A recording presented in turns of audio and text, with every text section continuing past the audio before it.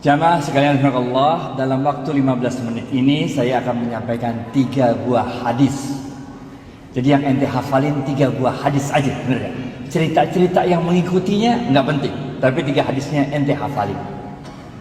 3 hadis inilah yang menjadi pilar-pilar utama ekonomi Islam. Rasulullah SAW pernah bersabda, amantu billah semastaqim. Waktu itu Rasulullah SAW ditanya oleh sahabat, ya Rasulullah, jelaskan padaku apa itu Islam, yang dengan penjelasanmu itu aku tidak perlu bertanya lagi pada siapapun tentang apa itu Islam. Maka Rasulullah SAW menjawab pertanyaan itu, amantu billah summastaqim.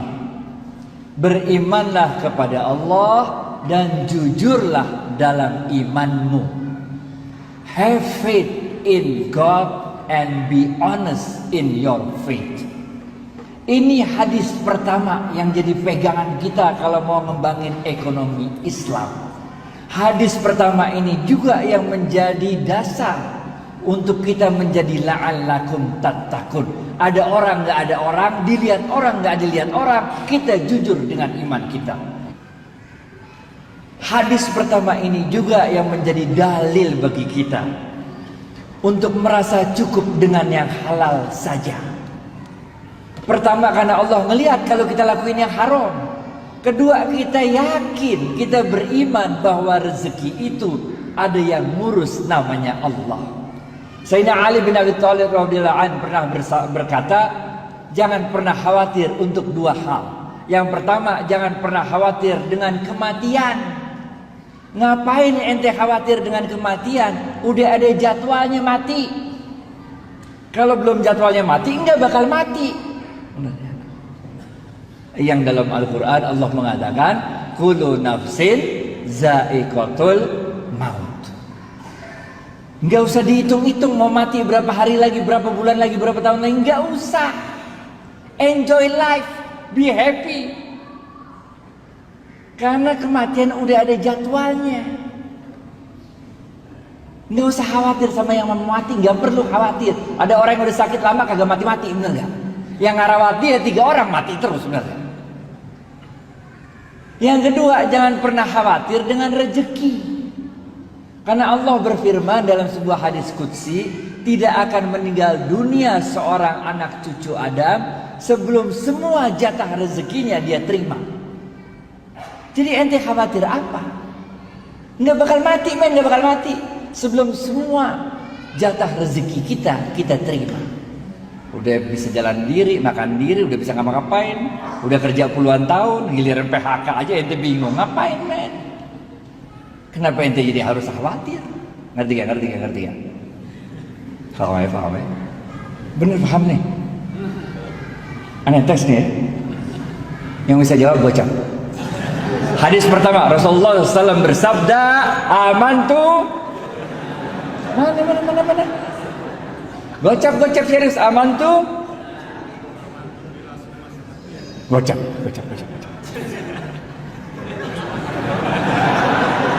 Nyimak, berarti nyimak. Paham ya? Hadis pertama nih. Udah, beriman kepada Allah dan jujurlah dalam imanmu. Nggak usah khawatir rezeki. Kita nggak tahu di mana maut, tapi maut tahu kita di mana. Kita nggak tahu di mana rezeki, tapi rezeki tahu di mana kita. Paham. Hadis kedua. Nggak cukup, men. Kita jujur doang dalam iman kita nggak cukup. Iman aja apalagi nggak cukup, bener nggak? Iman doang, ente nggak jujur sama iman ente nggak cukup, men. Ente beriman, tapi nggak jujur dalam iman. Disebut ente sebagai orang munafik. Gocap Pak.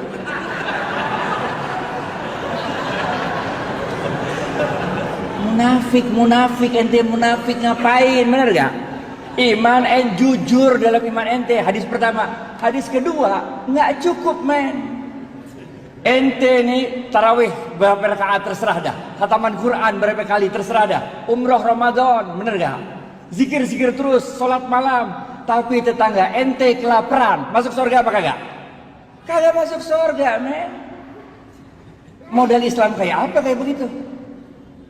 Oleh karena itu hadis kedua Rasulullah SAW bersabda, khairun nas, gocap, khairun nas anfa'uhum linnas.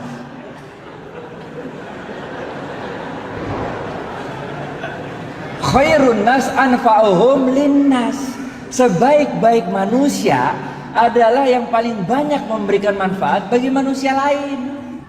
Banyakin kasih manfaat bagi orang lain. Paham ya. Kasih aja. Rasulullah SAW waktu itu lagi berdiri, nengok ada seorang pelacur. Jibril turun dari langit atau aja gitu. Oh, ada apa Bril gitu kira-kira. Ya gitu gayanya kita gitu lah. Apa Bril? Ya Rasulullah, kata Jibril, Allah telah menetapkan nasib wanita pelacur itu menjadi seorang calon penghuni neraka. Oh begitu. Udah Jibril balik lagi ke langit, aja.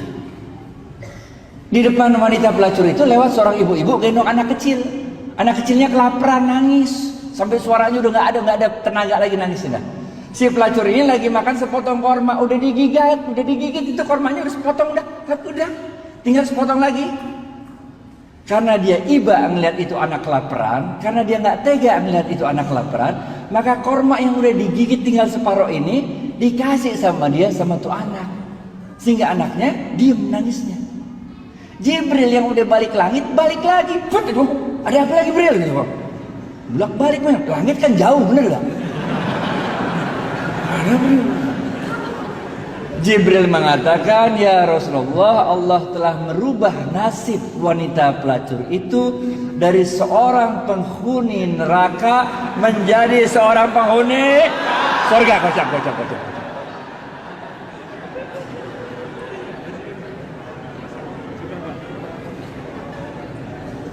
Jangan khawatir, saya dulu mahasiswa juga kok, kita tahu bagaimana keadaan mahasiswa.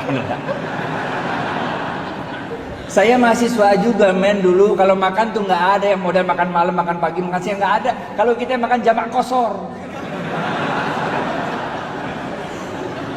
Siang enggak, malam enggak, kita kosor tengah-tengah, jamak kosor. Ntar malam kalau udah lapar dikit lalu cari burjo dah. Bubur kacang hijau. Khairun nas anfa'uhum linnas. Hadis ketiga terakhir, habisnya.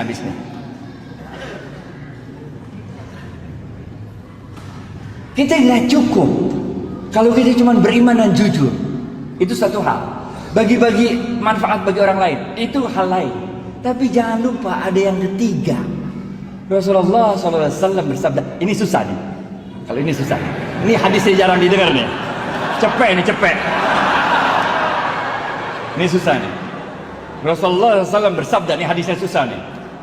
Man lam yashkurin nas. Cepet.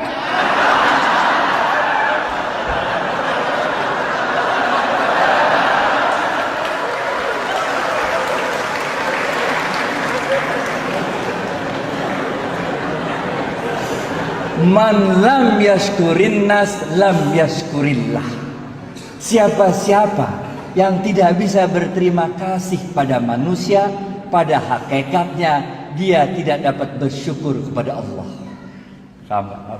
Kita bukan nabi, kita bukan rasul men. Kalau kita nabi, kita rasul, doa dikit pertolongan datang, bener gak? Nabi Musa habis ya waktu ya. Belum habis waktunya, udah habis. Tapi dikit lagi ya. Dikit lagi. Duitnya masih banyak.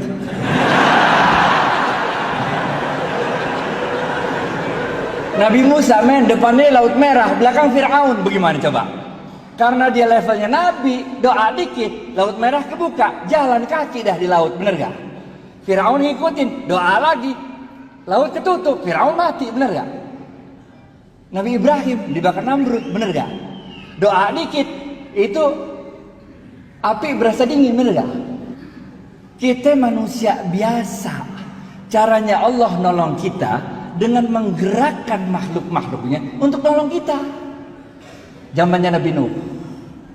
Nah, ada yang tahu apa kejadian besar zaman Nabi Nuh? Banjir, kocak.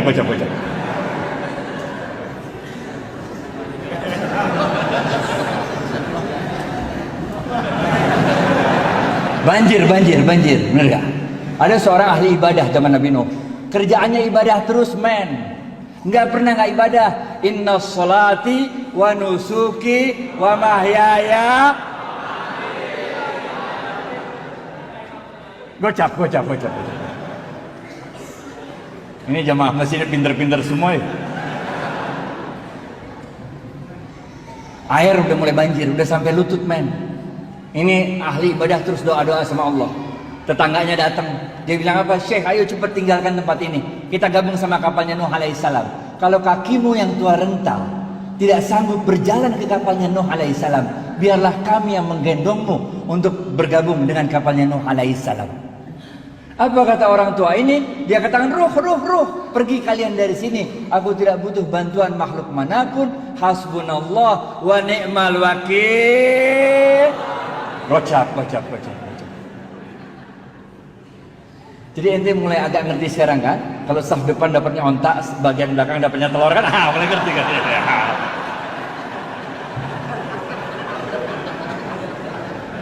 Pergi tetangganya. Air naik lagi sampai dada, men. Tetangganya datang lagi naik ontak.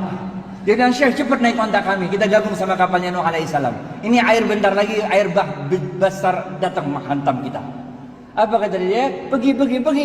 Nggak perlu bantuan makhluk manapun. Cukuplah Allah sebagai penolongku. Sungguh Allah sebaik-baik penolong. Pergi lagi tetangganya. Air naik lagi sampai loteng, men. Ini ahli ibadah udah naik loteng, doa-doa sama Allah di loteng.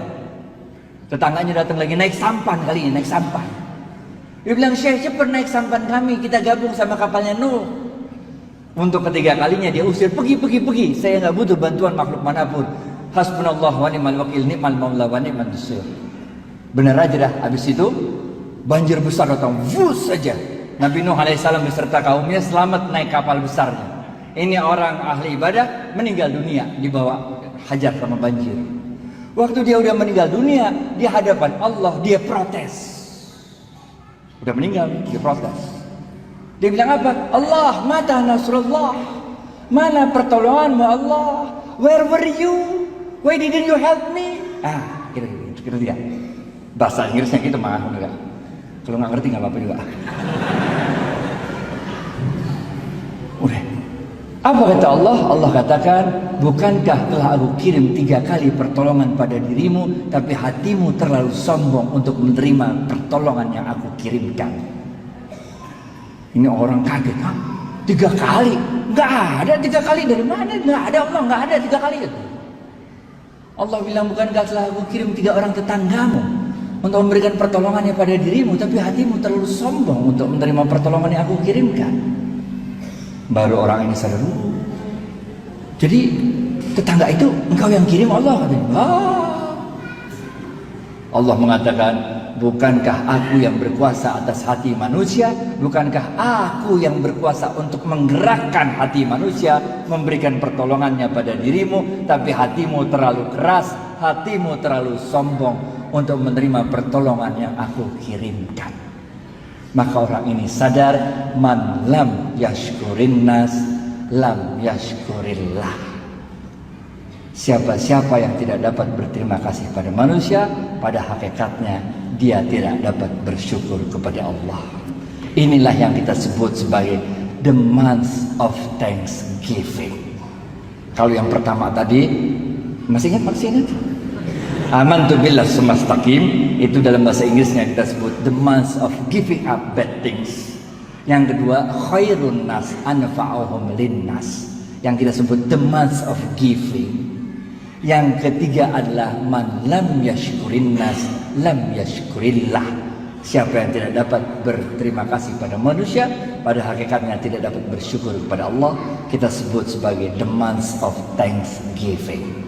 Terus tingkatkan keimanan kita kepada Allah, terus tingkatkan giving kepada manusia-manusia lain, terus tingkatkan thank you kepada manusia-manusia lain. Fa insyaallah kita menjadi pribadi yang lebih baik.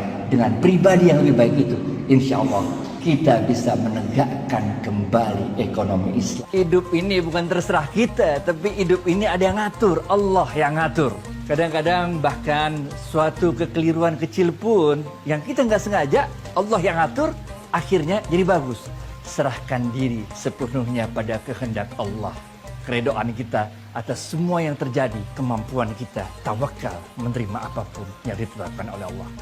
Ketika orang sangat membutuhkan pertolongan kita, dan kita memberikan apa yang kita cintai untuk orang tersebut, inilah yang disebutkan oleh Allah tadi, lan tanalul birra hatta tunfiqu mimma tuhibbun. Belum sempurna iman seseorang sebelum dia dapat memberikan apa-apa yang dicintai. Assalamualaikum warahmatullahi wabarakatuh.